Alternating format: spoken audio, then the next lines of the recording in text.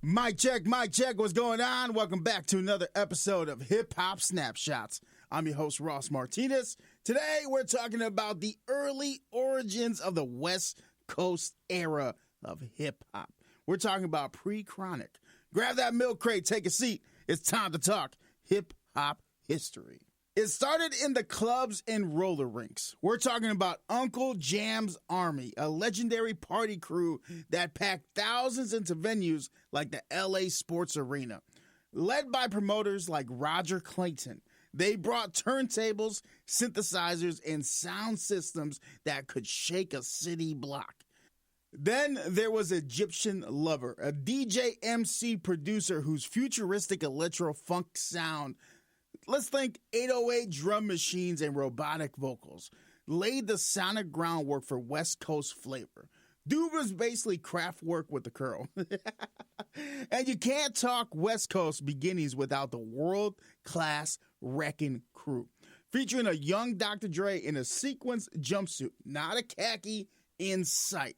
They were fusing electro with performance art, putting on wild shows while Dre honed his studio chops. But who made sure people heard this new wave on the West Coast?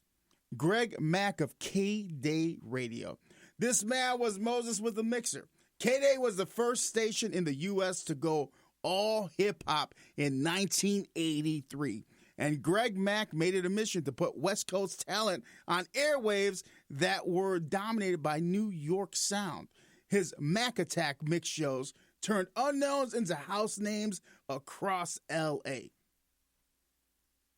Meanwhile, on the street corners and at high schools, cats like Ice-T were translating the rawness of LA life into rhyme.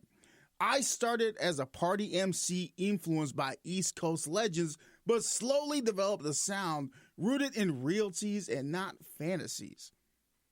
Then came Toddy T with Bataram, one of the first tracks to openly address police presence and brutality in South Central LA. A song about an actual tank that LAPD was using to bust down doors in the neighborhoods. A small moment maybe, but that track lit a fuse and started a new vibration on the West Coast of the nation. From there, the scene exploded. Compton, Long Beach, Watts, every neighborhood had a story to tell, a DJ to make it sound good, and an MC in a sound system to make it heard. What's your takeaway for today's Hip Hop Snapshot? Well, it's simple. Before record deals, before coastal beefs, West Coast hip hop was about building something from the ground up. It was electro, funk, protest, and party, all woven together by the community hell-bent on being heard. These early innovators on the West Coast didn't wait for permission. They made a sound, they made a scene, and the world eventually caught up. That's been another Hip Hop Snapshot. I'm your host, Ross Martinez. Until next time, stay inspired, stay curious, and above all else, be hip hop. I'm out. Peace.